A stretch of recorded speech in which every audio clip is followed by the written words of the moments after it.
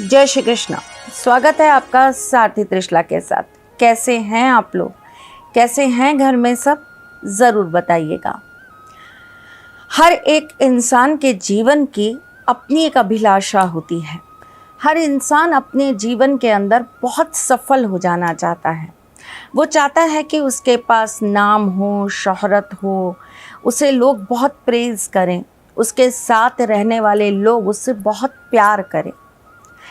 पर एक और चीज़ होती है जो शायद हर स्त्री और हर पुरुष को चाहिए होती है, और वो होता है कुछ ऐसा पैसा जो सिर्फ उनका हो। कई जगह पैसे सिक्योरिटी का भी काम करते हैं। जैसे कि जब हम अपनी लड़कियों की शादी करते हैं तो हम उन्हें हाथ में कुछ पैसे देते हैं, और हम ये सोच कर देते हैं कि कभी कोई बुरा वक्त आया या कभी कोई ऐसी चीज़ हुई तो ये पैसा इनके पास इनकी सिक्योरिटी की तरह रहेगा। मुझे एक बहुत पहले की बात याद आती है। हमारे पड़ोस में एक अंकल रहते थे। उनके 2 लड़के थे और दोनों लड़के उनके जो थे वो बहुत ही नालायक किस्म के थे।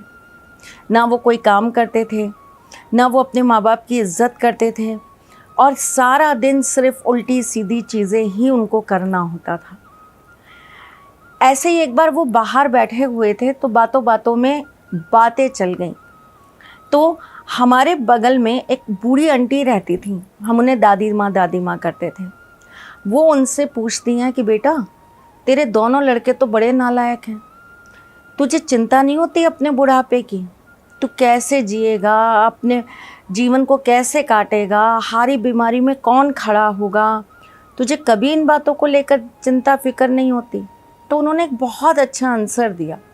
उन्होंने कहा, अम्मा होती तो है, पर मैं अपने तीसरे बेटे को लेकर बहुत ज़्यादा निश्चिंत हूँ।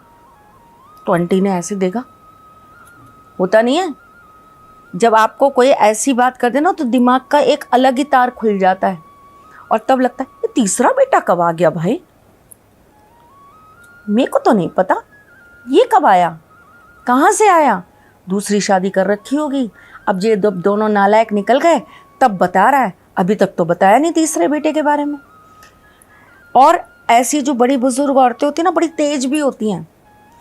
हम और आप होंगे तो स्पष्ट पूछ लेंगे, अरे तीसरा बेटा कौन सा, कहाँ था, कब आया, कैसे आया? आंटी ने बड़े घुमा के उनसे सवाल पूछा। अच्छा, वही जो जिसे बचपन में तूने गोद दे दिया था? तो अंकल ने बोला, नहीं, मैंने तो अपने कोई बेटे गोद नहीं दिए, मेरे तो यही 2 बेटे हैं जो आपके सामने हैं। तो फिर उन्होंने उनका कान पकड़ लिया, मतलब ऐसे कान नहीं पकड़ लिया, बात पकड़ ली, और उनसे पूछा, फिर ये तीसरा बेटा? अभी तू ही तो कह रहा था मेरा तीसरा बेटा है जिसको लेकर मैं बहुत निश्चिंत हूँ। तो अंकल ने उनसे कहा, अम्मा मेरा तीसरा बेटा मतलब मेरे पास रखा हुआ सुरक्षित मेरा पैसा। सरल भाषा में बोलूँ तो मेरा बैंक बैलेंस।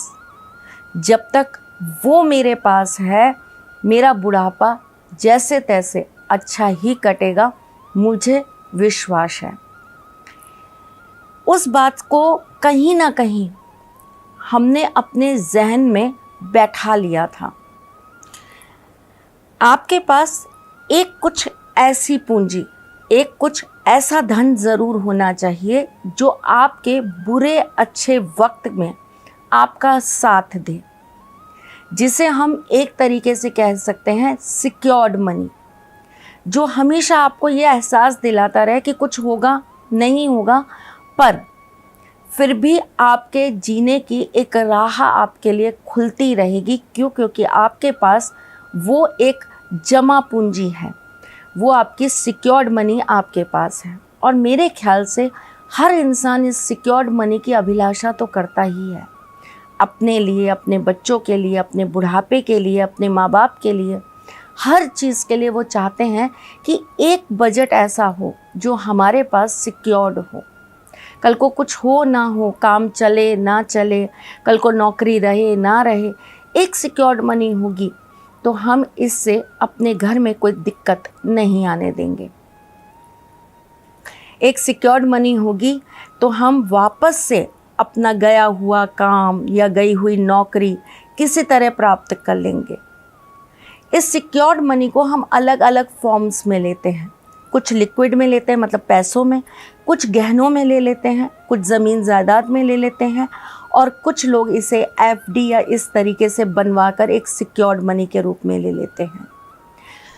आज मैं आपको ना कुछ लीक से हटकर बता रही हूँ, लेकिन बात बहुत तरीके की बता रही हूँ, क्योंकि कई बार उपाय, तंत्र, मंत्र ये सब करने के साथ साथ कुछ समझदारी वाले भी फैसले करने बहुत ज़रूरी होते हैं। जीवन में ईश्वर आपको जब विपत्ति आती है तो यही सिखाते हैं कि जब बुरा वक्त आया है ना, तो आप इसको समझदारी के साथ निकालो, और तब आपकी समझदारी में सबसे पहली चीज़ जो सामने आती है ना, वो आपकी ये सिक्योर्ड मनी होती है। चलो, हर किसी के एक तमन्ना होती है, मेरी तो है, कि कल को मैं अगर काम ना कर पाई, कल मैं अगर ठीक नहीं रह पाई, कल को मैं बीमार हो गई, तो मेरे पास एक ऐसी सिक्योर्ड मनी होनी चाहिए जिससे मेरे घर में किसी को कोई दिक्कत ना आए। आपके अंदर भी आता होगा ये भाव, आपको भी ये चीज़ फील होती होगी। बहुत सारे लोग तो रात भर जाग जाग कर इस बात के लिए परेशान होते हैं। तो अब नहीं होंगे आप, कम से कम इस बात को लेकर तो आप बिल्कुल परेशान नहीं होंगे। इसी के लिए मैं आपके लिए एक उपाय लेकर आई हूँ। आपके घर में धन आए, पर वो धन संचय हो, एक सिक्योर्ड मनी के रूप में आप पैसे को जोड़ पाएँ। आज ऐसा एक उपाय आपको बताने आई हूँ। बताऊँ? लेकिन इससे पहले ये तो बता दूँ कि मैं कौन हूँ। मैं आपके एस्ट्रोलॉजर हूँ, वास्तुशास्त्री हूँ, चेहरा भी पढ़ती हूँ, आवाज़ भी पढ़ती हूँ, और हाथों की लकीरें भी पढ़ लेती हूँ। चूँकि आपकी सारथी हूँ, इसीलिए आपको जीवन का सार बताने चली आती हूँ।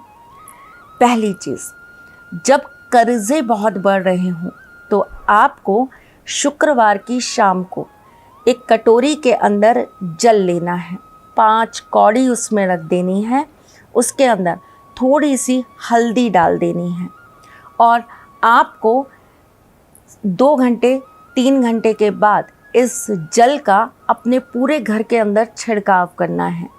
कौड़ियाँ निकाल लेनी है, गंगा जल से धो लेनी है, और उसके बाद उसे अपनी तिजोरी में रख देना है।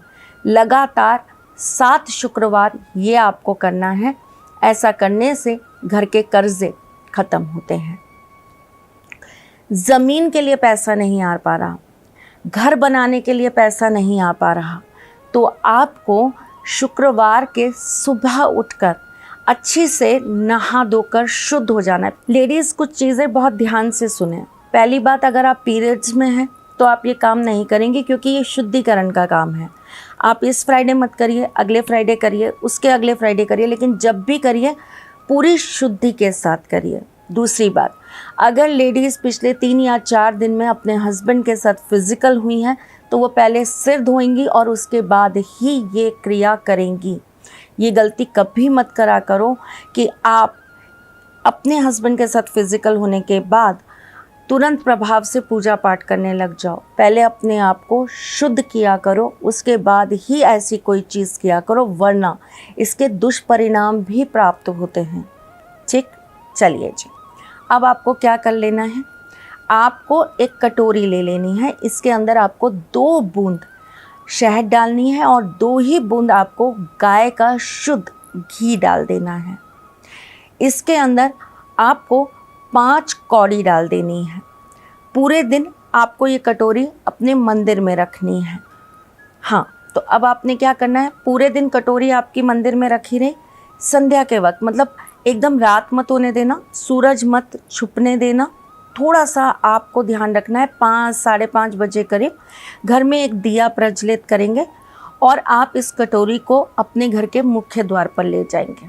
सबसे पहले कटोरी से डायरेक्ट, कोई चम्मच नहीं, कुछ नहीं, कटोरी से डायरेक्ट थोड़ा सा जल आपको अपने द्वार के सीधी तरफ डाल देना है, फिर आपको थोड़ा सा उल्टी तरफ डाल देना है।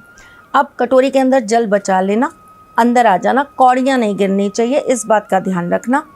अंदर प्रवेश करना, अपने घर के प्रत्येक सदस्य के सिर पर इसी जल से आप जो है तिलक कर देना। उसके बाद कौड़ियों को निकाल कर शुद्ध कर लेना, गंगा जल है तो गंगा जल से धो लीजिएगा।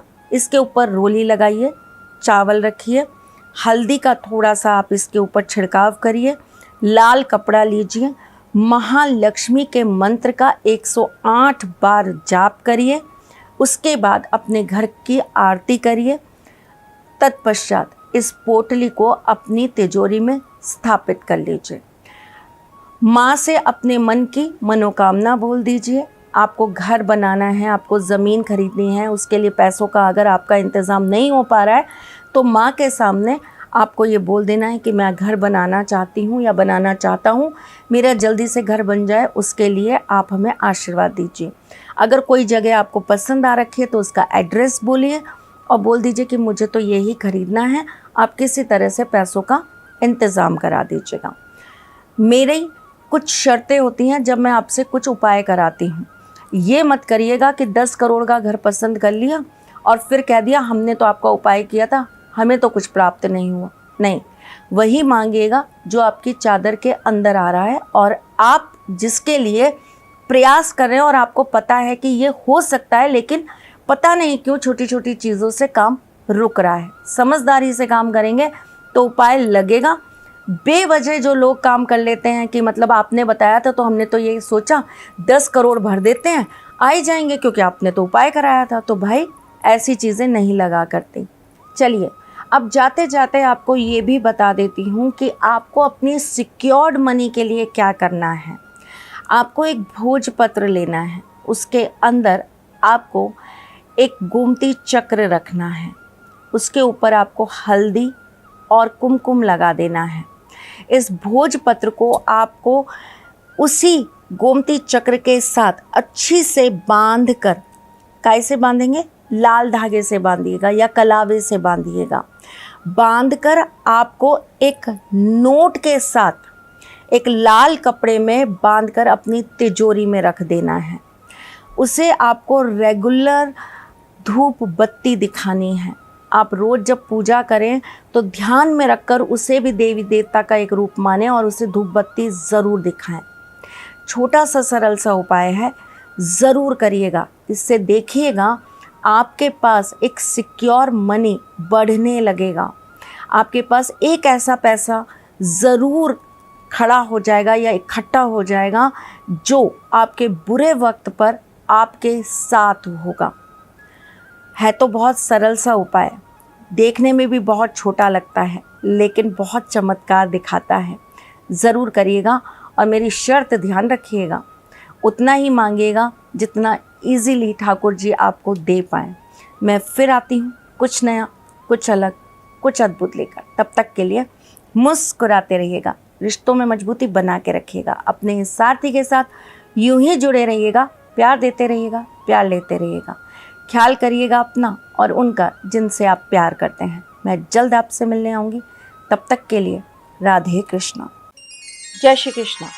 आपके घर में हमेशा कलेश रहता है या बरकत नहीं होती है, पति पत्नी के बीच में हमेशा दूरियां बनी रहती है, प्रेम की कमी है या जॉब में सक्सेस नहीं मिल रहा है, समस्या कैसी भी है, लेकिन नवरात्रि में 108 विद्वान पंडितों द्वारा दुर्गा शब्द चंडी के पाठों द्वारा पोटलियों को सिद्ध किया जाएगा और इनके अंदर विशेष सामग्रियां डाली जाएंगी और उसके बाद ये आपके घर में स्थापित कराई जाएंगी। अगर आप ये पोटली प्राप्त करना चाहते हैं तो दिए गए नंबर्स पर कांटेक्ट करें, आशीर्वाद प्राप्त करें और अपने घर में आ रही समस्याओं का निदान करें।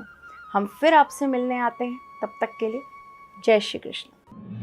सारथी मां त्रिशला ज्योतिष के क्षेत्र में विश्व विख्यात नाम है।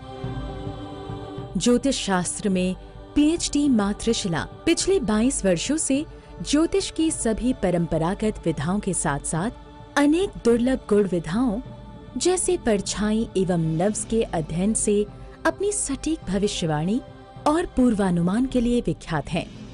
अपने उपायों द्वारा लाखों लोगों का जीवन संवार चुकी मां त्रिशला लगातार 2016 से ज्योतिष विभूषण अवार्ड प्राप्त कर रही हैं।